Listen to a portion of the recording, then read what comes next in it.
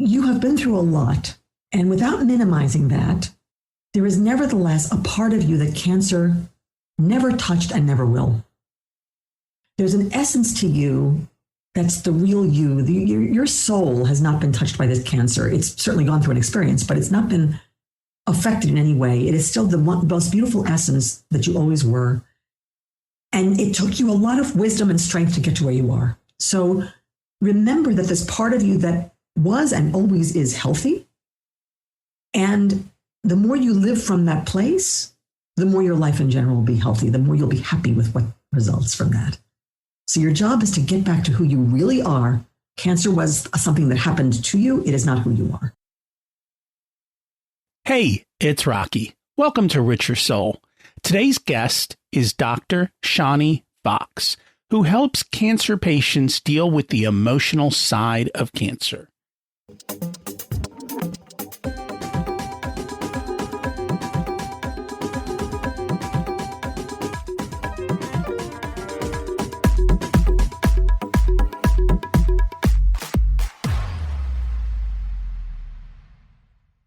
Imagine it's 12 months from now, and you've achieved your major life goals. How does it feel to be in the best shape of your life? To wake up energized, excited about the day? To have great relationships and friends who support you and propel you forward? How does it feel to have an excess of money, to be able to make the choices you want? To be fearless and open to trying new adventures? Imagine being connected to the universe and it providing everything you desire. It's possible over time, and your past does not dictate your future. The only thing holding you back from this vision is you. It's time to take control of our thoughts and use them to our advantage. Welcome to Richer Soul, where we achieve our dreams and bring balance to health, wealth, relationships, time, and spirituality. If you have not had a chance to listen to episodes 1 through 9, I encourage you to go back and listen to the framework behind Richer Soul and how to create the life of your dreams. You can also find all the show notes for this episode at richersoul.com. While you're there, you can sign up for a monthly email where I share the best articles I read this month, let you know about upcoming episodes, and share a little wisdom. You can also listen to coaching calls under the Coaching Calls tab. I also share the most interesting articles I read every week on Facebook at facebook.com/Richer Soul. And there's also a Facebook group where you can ask questions and interact with other listeners. Today's quote is, "Time and health are two precious assets that we don't recognize and appreciate until they've been depleted." Dennis Waitley. This is so true. We take for granted both of these. We trade both for money, and then we give back all the money to get back our time and our health. It's a silly game. That's why we need to build the work and life we love, just like Dan Miller talked about in our last episode. His action step was to draw a line in the sand and ask yourself, what are your unique skills and abilities? What are your personality tendencies? What are your values, dreams, and passions? If what you're doing right now changed, what would you do tomorrow? Today, we're going to talk about cancer. And let's face it, it forces us to examine our life. Why not do as Dan suggests before we're forced to do something? It's a lot easier to plan in calmness than in fear and turmoil. We know what's coming. Let's make adjustments today. It's much, much simpler that way. You may not have to face cancer, but we're all going to face storms. And so be ready for them. If you haven't listened to Boyd's story of overcoming cancer from a couple of weeks ago, you should go back and check it out. It's number 202. See, all these episodes, they roll together, they build on each other, and you see life from multiple viewpoints, and you can walk away with the lessons so you don't have to go through the struggles or the mistakes that others have done. As many of you may know, I lost my mother to cancer when I was just a little kid. We recently dealt with my mother-in-law and her longtime battle with cancer that eventually took her life. As I look around at my kids' friends' parents and see how many of them have lost to cancer, quite frankly, I'm shocked. That said, there are many people who survive cancer and go on to live long, healthy lives. The last thing I would want to deal with if I ever got this diagnosis is regrets. That's why I live so I have none. It's intentional. I can't control the day I die, but I can control the days I live, and so I do so intentionally. I want the same for you. That's what this show is all about. Today's guest is Dr. Shani Fox, who is the author of the Cancer Survivor's Fear First Aid Kit. She's a popular speaker, podcast guest, and workshop leader for survivors communities. She's been published in the Huffington Post, Breast Cancer Wellness Magazine, and the peer-reviewed Natural Medicine Journal.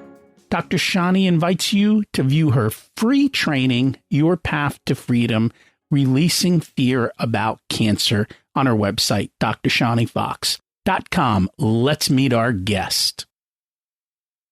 Welcome to Richer Soul, Dr. Shani Fox. It's great to have you join us today. It's a joy to be here with you, Rocky. And I'm excited to learn from you today. But we always start at the beginning. What was it like when you were growing up, and how much did your family and school teach you about money? In school, nothing. I'm sure I'm not the only guest who said that. Nothing anywhere through until I took accounting later on in life. And at home, I think the dominating theme, my parents grew up in the Great Depression. And so they were the kind that didn't waste anything, and they were very good savers. And they always had a kind of a diligence around money, which I'm grateful for. I mean, those were good lessons to learn. But as you can imagine, what they really didn't imagine, they always had this idea that money was going to disappear on them. They never really had an idea that money would grow on them. So I had to learn that later on. So how did you learn that? Well, of course, there was lots of lessons over the years, but I think probably the one that made the biggest impression, and I had no idea I was going to learn it. Have you got time for a bit of a story here? Because I can tell you. Ahead. Yeah, all right. Okay.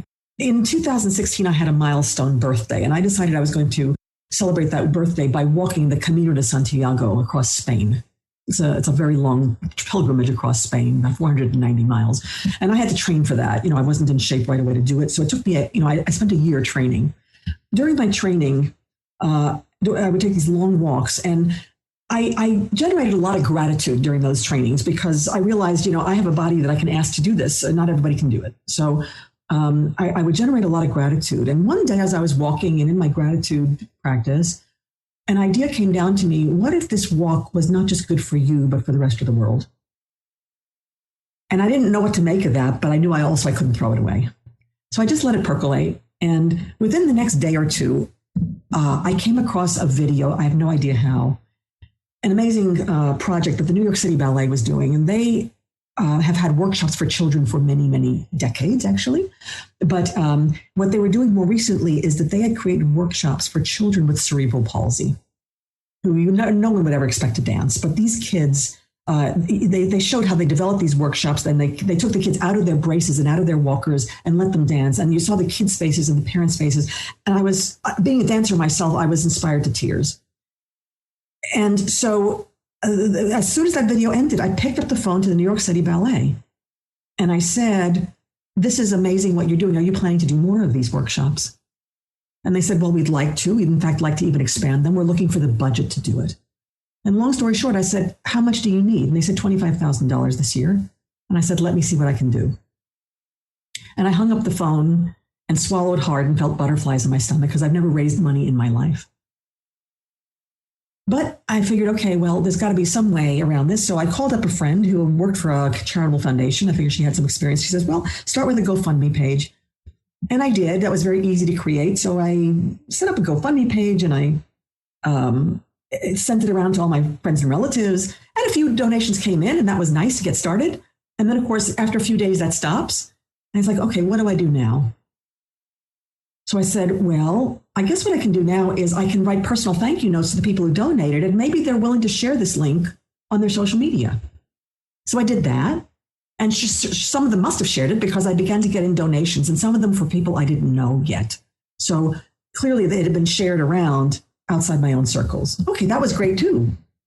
And then I said, all right, what do I do next? And I realized that, okay, I am a member of two significant spiritual communities. So I said, well, maybe they would be willing to share with their members because they would get this. And so I contacted them. And 2 days later, I got a $2,000 contribution from an anonymous source who I still don't know. And I realized, the universe has got the signal now. This isn't just what I do about this. Now it's going to start to take on its own momentum. And I realized that in this process, I had to just be open to taking the next steps, not really knowing where it would come from.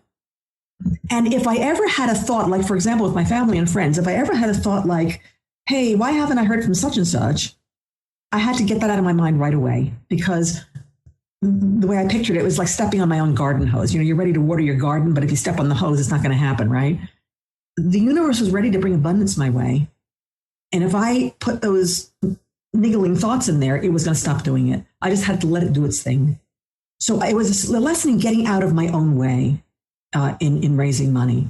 So bottom line is I collected $12,000, and I actually was able to personally take that check to the New York City Ballet and deliver it to them. And they were extremely gracious and received it very beautifully. That was on my way to Spain. And so I got to Spain after this lovely experience with them as well. And 2 days after I got there, I received an email saying, thank you so much for your wonderful donation. And by the way, one of our longtime donors heard of your project and matched it dollar for dollar. And there was $24,000, almost the entire budget that they had wanted. And so I learned, A, not to get in my own way. that was the first part. And second, that once the universe picks up the signal that you're focused and committed to this, then at some point it will bring in its own resources, and it will happen in ways that you can't even imagine. I had no idea I could ask for that. I didn't ask for that, but it came along anyway. So that was my strongest lesson in how abundance gets generated, that it's only partly about the work that we do. It's more about how we show up. That's an incredible story. And yes, it's about how you show up. You take the next step. You don't know the outcome, and you figure out where you are, and you take another step, and you just keep trying, because things do happen over time. And sometimes the universe will tell you, wrong direction, go somewhere else. And other times it'll be saying, right direction, hey, we're going to supercharge this, and we're going to send you on your way. So today I want to talk about something. So we have 5 core tenets that we talk a lot about, which is health, wealth, time, relationships, and spirituality. You have a unique one in that you've got an intersection of health and spirituality. Yes. How do they intersect and go together, in your opinion? Well, I'm a trained holistic physician, and a holistic physician, a basic premise is that the mind affects the body and the body affects the mind. They are one and the same, and one is going to affect the other. So I learned in medical school how to help people heal their bodies. But working in the area of cancer survivorship, what you quickly realize is that even with the great tools that I had, I could get bodies really recovered, really healed. People were doing well physically. But there was such a burden on them mentally and emotionally from this experience that they didn't know how to process. And it was causing them to struggle. And if they didn't find a way to transform that struggle into wisdom and move on, they had a greater chance of being sick again. And so, again, as a holistic physician, knowing that mattered, I went looking for resources to help them, and I didn't find any. So I began to develop resources to be able to support people, to counsel people in the emotional sphere, mental emotional sphere, and also the spiritual sphere. And that is now actually my specialty. I no longer so much practice office medicine as support cancer survivors in dealing with the emotional fallout of their experience. And so how do you help them then specifically? What brings them to me most often is fear. They're in fear. Even if their bodies are well, it's as if they're waiting for the other shoe to drop. When's this going to come back? What if it comes back? And it really plagues some people. Sometimes it's in and out, but nevertheless, they have trouble making plans for their future, feel guilty about making plans for their future. So my job is to help them come to a place. I can't make the fear disappear. I mean, you probably know we're biologically wired to generate fear, and we need that sometimes when it's a survival situation. But what I have to help them do is to not let their survival mechanisms fire fear when in fact things are okay. In this moment, things are okay. So I help them come back to the present moment, recognizing and taking in deeply that things are okay, and tomorrow things are probably going to be okay, and next week too, and next month too. So we sort of we start that way, sort of building hours and days and weeks that are okay, and people start to being able to look farther out into their future with greater hope and optimism. And you don't have to be a cancer survivor to have that fear. I think everyone's got something in their past that probably puts them in a very, very similar situation of fear, of worrying about the past and how it's going to affect their future. Mm-hmm. So what would be the first step that they could take to kind of get out of this place of fear? One of the first steps I typically take is I want to know what a person wants out of their life.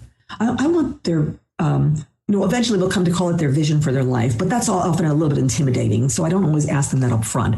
But what do you want most of all? If you could have anything that you want, what would that be?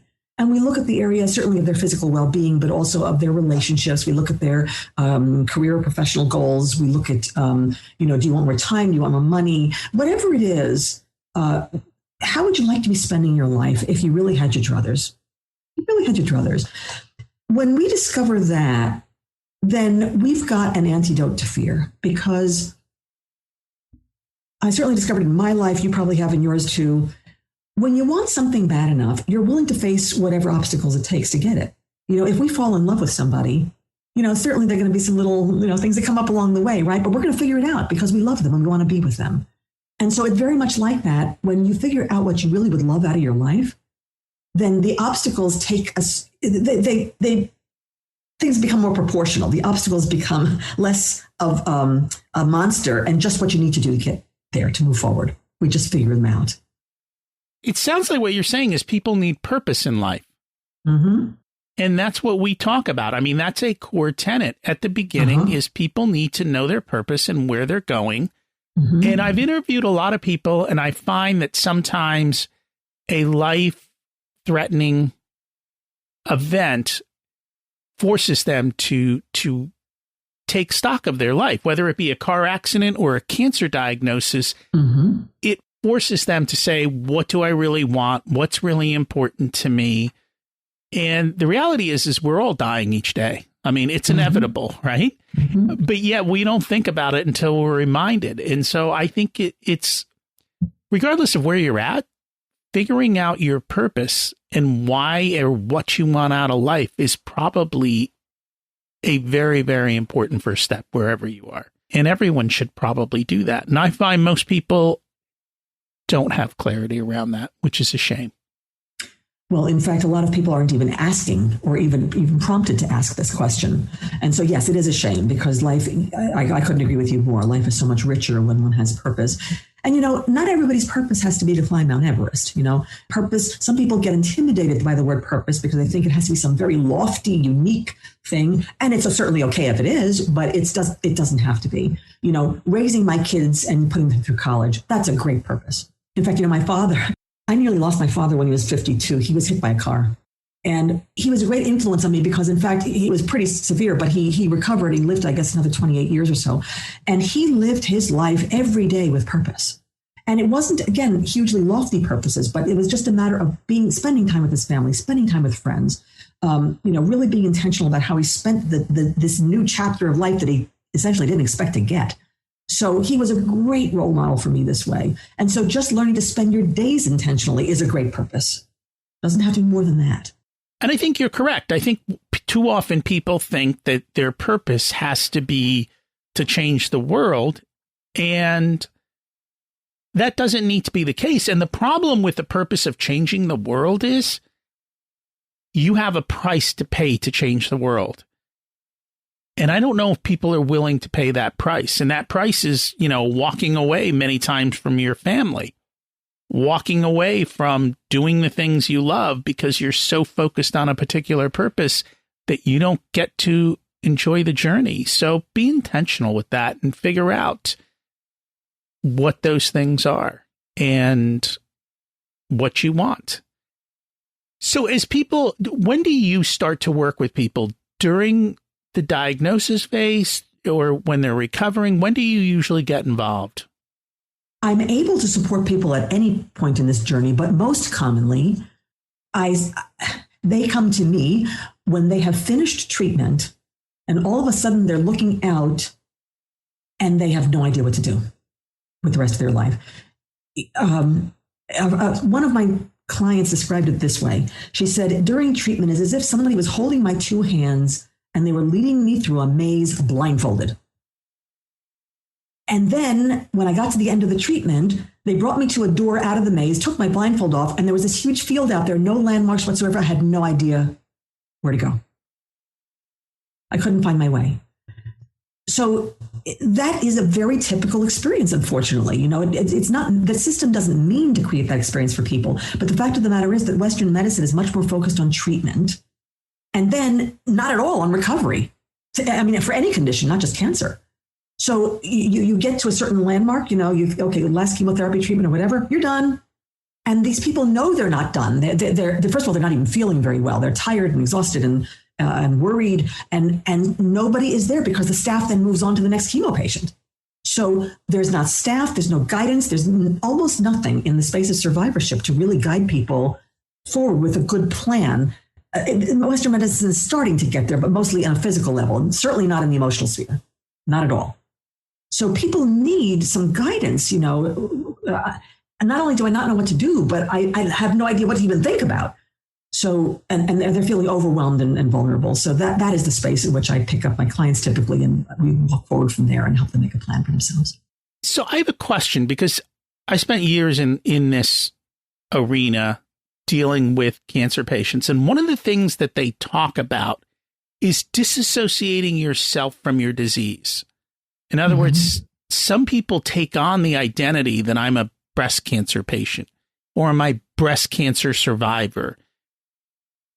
Is that healthy? Is that unhealthy? How should we view the way we view ourselves with regards to the disease we've had? It's a great question, actually. It's a really great question. And I think this somewhat depends on the individual. There are some people who are very proud to call themselves survivors, and some people where that word survivor feels like a ball and chain. So it's going to depend on them. I think the difference between them is that I call this the compost theory, that, when we have rotten things happen to us in our lives, if it's kind of like trash, food scraps. Think of it. If you had a pile of food scraps, they rot and it smells. And this is not something you want around. You want to get rid of this in some way. But the most useful way to get rid of it is to compost it, because then it becomes something valuable for you going forward. And so these experiences that we've had, if we can mine the wisdom out of them, if we can find the strength and continue to associate with the strength that brought us through them, those are our resources, which make compost, if you will, out of these experiences, so that they're no longer painful when we think about them. They have become useful. They become a launching pad for the rest of our lives. So the ones who have managed to do that, they are proud to call themselves survivors. The ones who are still struggling are the ones where it's still a rotting pile of junk and they don't know what to do with it yet. So if we know someone who's a survivor, what signs should we look for that somebody is struggling with some of these issues? Yes. First of all, you'll see signs like they don't want to talk about cancer, or they're okay, but they hear of somebody else is diagnosed, a friend is diagnosed, and even though it's a friend and they know they can't bring themselves to visit or sometimes even talk to that person. It's too tender, it's too raw, and that means they haven't dealt with their own experience enough. So that would be some sort of a sign that something is up with them. Some people literally get post-traumatic type symptoms. There's people, for example, who've been in chemotherapy rooms that there's certain like smells and sounds and things. If they hear those smells and sounds, sometimes they get triggered, and that can, most cancer survivors do not actually have PTSD. That's a pretty heavy diagnosis. But these signs and symptoms, like partial traces of it, they will have those. And so sometimes you'll see things like that. And to me, one of the biggest signs is that a person is afraid or feeling guilty about making future plans. I've had people who are perfectly healthy, by the way, after their experience, say things like, I wonder if this Christmas will be my last. They're thinking about their own mortality when in the moment there's no reason to do so. The reality is we should all be asking that question because you don't know, right? Life is true. Not... True. And that was my father's story. You see, he was almost killed. So he knew how fragile things were. Yes, that's true. Yeah. And it's not to say that you're fearful of death. I think it's more to say, would I have regrets? Yes. And have I done what I want in life? Because I don't know if it's going to be over. So why not deal with it? And I've even heard of people who are perfectly healthy do something called terminal days. And I don't know if you've heard of these. What they do is they essentially say, if this were the last day of my life, how would I like to spend it? And they put it on their calendar. These are perfectly healthy people. And they go live a terminal day. And they go, I'm just going to enjoy life for what it is. That's amazing. That's gorgeous. I love that idea. And anyone can do it. So why not take time, block it out? It's only a day, and don't blow all your money on that day, right? Right, yes. Because you do have the next day. But you can do things that don't cost a lot, that are just fun. And maybe it's just bringing your family together. Whatever it is that's important to you, it also forces you to think about what is it that's important to me and what should I be doing on a day like that? Yes, I think that's a lovely idea. I think it's totally congruent with what we're talking about here. And what the symptom that you see when people are struggling with this is that they are paralyzed. They're afraid to plan that or anything else, like a future vacation, or more significantly, should I ever have children? That sort of thing. The major life decisions will be postponed or really, really struggled with because they just can't see themselves living into this next stage. So that's when it becomes symptomatic and problematic for the person. How much does mindset play in survival? Oh, huge. I mean, just as it plays in life, right? Mindset is huge in survival. It's everything, I would say, because first of all, it's mindset that will even lead a person to take good care of their body and not ignore the needs of their body. So, it plays into physical health as well. But then it also absolutely determines the quality of life. If I'm willing to say, okay, look, I don't know if I have next year. That's true. But I have today, I have tomorrow, I have next week. How am I going to live this? Just like we're talking about that. So that kind of mindset is what has people create day by day, hour by hour, even the life that they want. So you've dealt with a lot of people who have gotten through treatment. What is the burning question they all have? The question they're asking is this coming back? Is this coming back? What do I need to do so that won't happen again? That's what they're asking. But of course, that's a fear-based question. That's the question I help them transform into what would I love to do? It's funny, though, that you say that because, and they talk about this, even especially with lung cancer patients, right? Here you have these lung cancer patients. They survive the lung cancer and they're still out there smoking. They're still not making the changes they need to make to. And it's always surprising. It's like, why don't they change and fix the habits that are preventing them from success? Well, then we get into a personal definition of success. The truth is that we're going to get what we are interested in. If what we're interested in is doing whatever we want, even as unhealthy as it may be, then chances are we'll continue to be unhealthy. And that's the kind of life we're going to live. It's going to be very impacted by that. So these people, it's hard to think that they would want this, but they're accepting of it. And, that's what people want. That's what people want. Not everybody wants a life that's healthy, unfortunately, interestingly. For some people, it's not as high a value. For you and me, it is. And we ask different questions and we take on different habits. So people listening, they might sitting here going, well, some of this stuff is woo-woo. I don't know if it's true. Is there any research that's scientific to support the things that you're talking about? Oh, absolutely. Absolutely. As I said, a lot of the research focuses around these traumatic symptoms that come up during cancer and beyond that I mentioned. And so there has been corresponding a lot of research about what helps with that. And so, yes, there's many methods supported. There's many principles supported. For example, it's well known that people who have been through any experience actually that from which they call themselves a survivor, they do well to have the company of other survivors as long as they feel heard and accepted. But survivors tend to buoy each other up. They share their experiences. Oh, you get what I've been through, because the general population doesn't. I mean, even my family doesn't necessarily, but you get it. So I can talk to you. And if that conversation comes, transforms then into, let's move forward together. Let's help each other. Let's hold each other's hand. Let's encourage each other. That's a major, major influence on literally survival, but also certainly quality of life. And there are many studies like this. Art, expression or creative expression.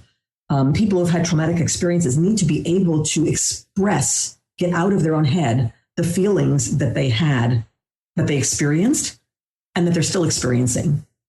So being able to express your experience, and that could be through writing, it could be through talking, it could be through drama, it could be through art, doesn't matter. But if a person finds an avenue of creative expression, that has a lot of research to support the value of that in creating, compost, creating wisdom out of the experience. So yes, creative research heavily supports the methods I'm talking about.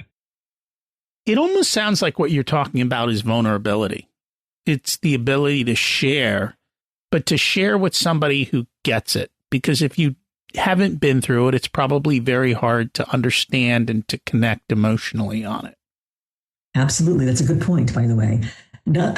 Cancer is one of the experiences that makes us extremely vulnerable. Here we are, in our hospital skivvies, sometimes without hair, sometimes without body parts. I mean, this is a hard experience in terms of vulnerability. It takes us down to really the bottom in a lot of cases. And then afterwards, still having the struggle, the residual struggle, people still feel vulnerable. And so you're exactly right. They that's part of the reason. The shared vulnerability is part of the reason they feel so good around other people who've been through this. Our society does not love vulnerability. We do not. We equate it with weakness, which is why cancer survivors will hear things from people around them who have not been through this. They'll hear things like, "Oh, you're well now. It's over. Aren't we getting back to normal?" Well, it's not that easy. It's not that easy.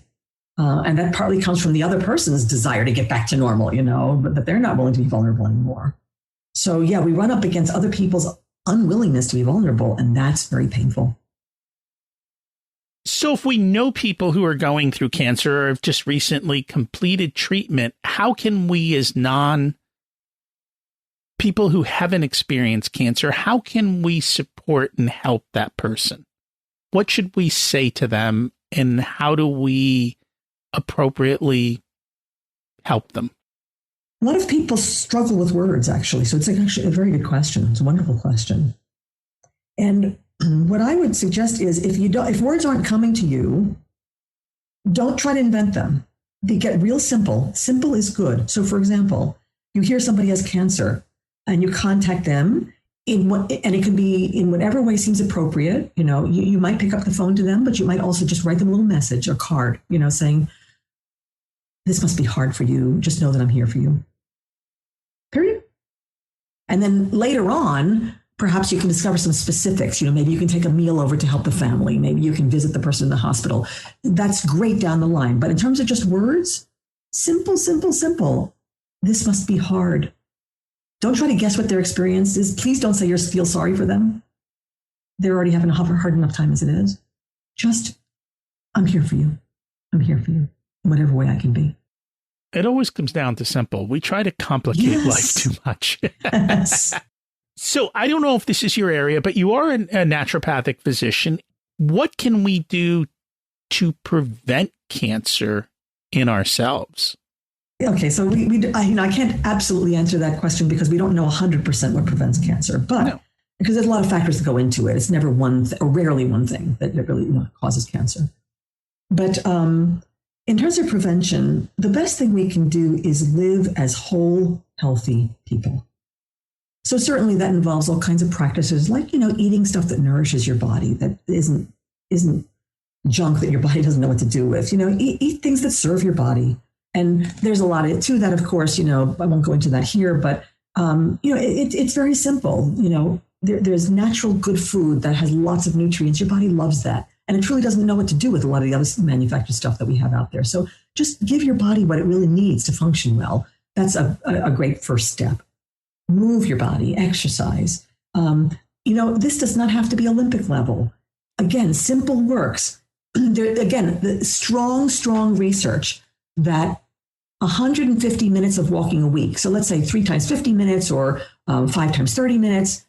Moderate walking, not strolling, but just, moderate walking. This actually, listen to this, Rocky, this increases the chances of surviving breast cancer by a third to half, 33 to 50%. There is no medicine that can do that. Simple, straightforward exercise, walking, increases survival by that much. And of course, that doesn't even mention quality of life. So there's actually a lot we can do just by way of living our life well that makes a literal difference. And that's supported by research too. And then on the mental emotional sphere, pardon me, in the mental emotional sphere, we all have stress in our lives. We can't help it. We're going to run across stressful things in life. So the idea is not to eliminate stress. We can't. It's going to happen. But what we can do is find healthy ways of responding to it. So, for example, if you have a relationship which is very, very troubled, this is a broad statement, but find a way to come to peace. That may mean continuing the relationship. It may not mean continuing the relationship. It may mean forgiveness work. There's all kinds of possibilities here. And I can't say authoritatively what is going to help you right now. I have to know you and what the problem is. But seek out and find something that will bring peace to you. The other person may or may not choose to have peace with you, but you find your peace, because that peace literally tells your cells all is well. We can continue the way we're supposed to. And that's helpful advice. Is there anything else on this topic that you would like to share but didn't get a chance to? If I could say something to every cancer survivor that's out there, even if I would go as far as to say, if I could say one thing to every cancer survivor that's out there, what I want to remind them is that you have been through a lot. And without minimizing that, there is nevertheless a part of you that cancer never touched and never will. There's an essence to you that's the real you. Your soul has not been touched by this cancer. It's certainly gone through an experience, but it's not been affected in any way. It is still the most beautiful essence that you always were.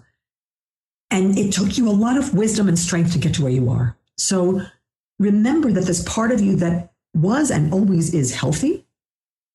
And the more you live from that place, the more your life in general will be healthy, the more you'll be happy with what results from that.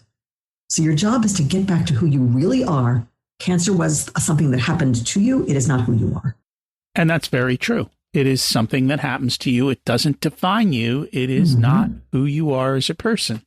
Exactly. And sometimes we are given trials that are there to teach us something else, right? And so sometimes this is what the universe does. And maybe it's to wake you up and say, find your purpose and start living healthy.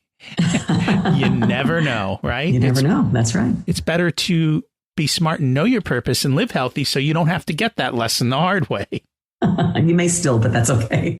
You may still, but there's no guarantees, right? We cannot have any guarantees in life.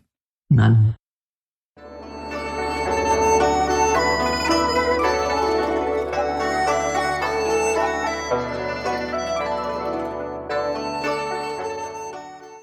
It's time to learn the secrets of life. What's your secret to living an abundant life? My secret to living an abundant life is to live from love, to live from my heart. Let my heart tell me where I want to go and get my head out of the way.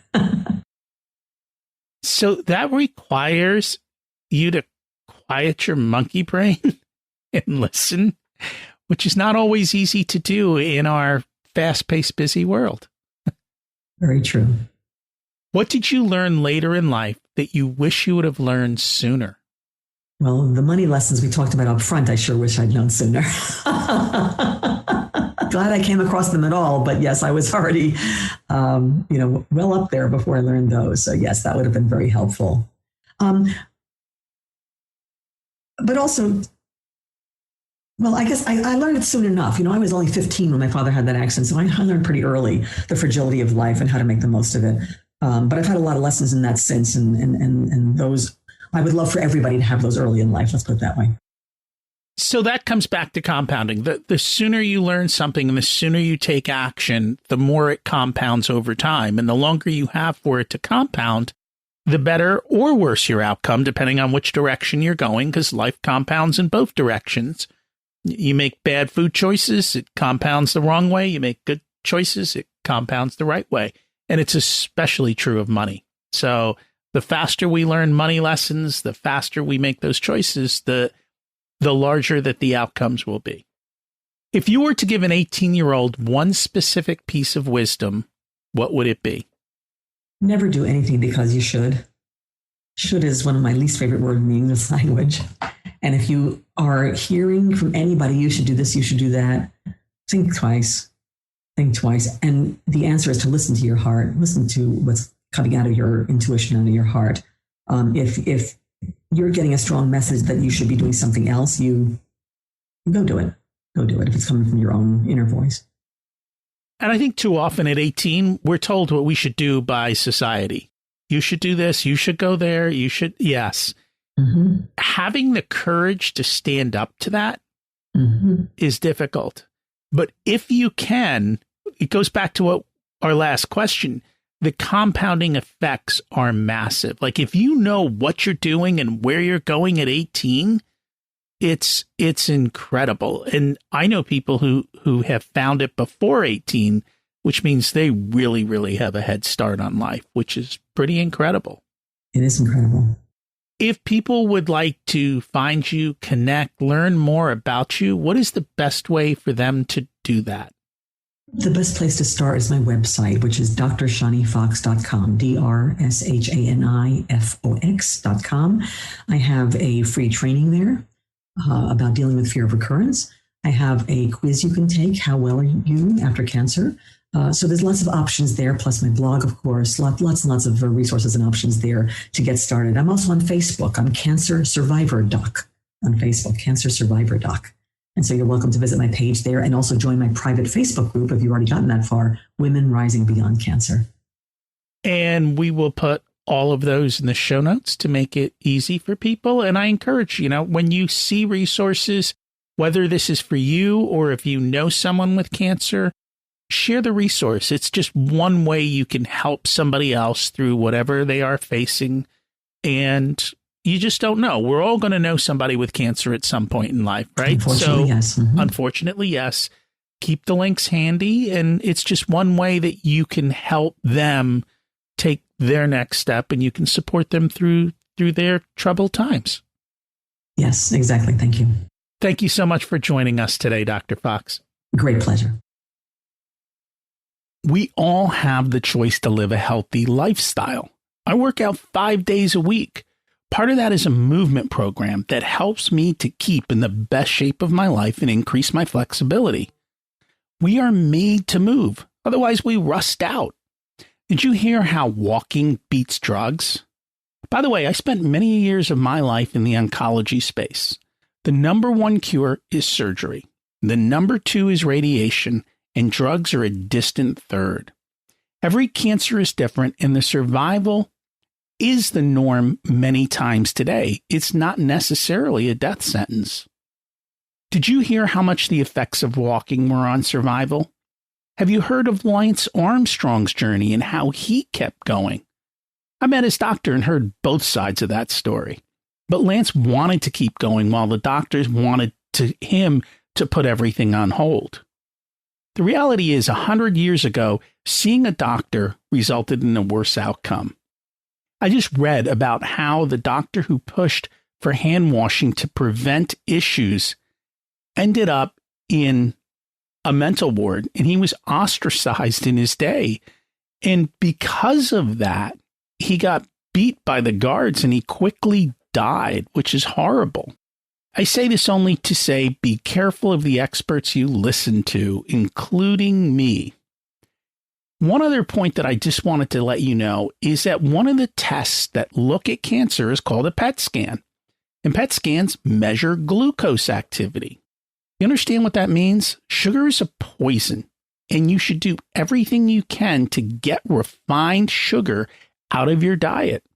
Its main purpose in history was that when fruit was ripe at the end of harvest season was to signal your body to store energy and fatten you up for winter. Well, we don't need that signal anymore. So we're back to where we started. Know your purpose, live intentionally. Think about having terminal days where you go enjoy life and you celebrate and you be with your loved ones. Make it a habit. When people do the work to define their major life purpose, they can let go of burdens that stifle our life. What am I supposed to do with my life? Will I ever know my purpose? I feel like I'm missing it. My whole life feels like an unmet expectation. If you struggle with this, go back and listen to Mark Delaney, who was in episode 177. He helps people find their purpose rather quickly. And I'll put a link to his calendar in the show notes too. Our next episode is Building the American Dream with Marcella Sobranis. She's overcome a lot of obstacles to build wealth, and she shares how she's done that. Thank you so much for listening today. If you enjoyed the episode, please share it with others. Post on social media, and don't forget to tag me. Have an abundant week.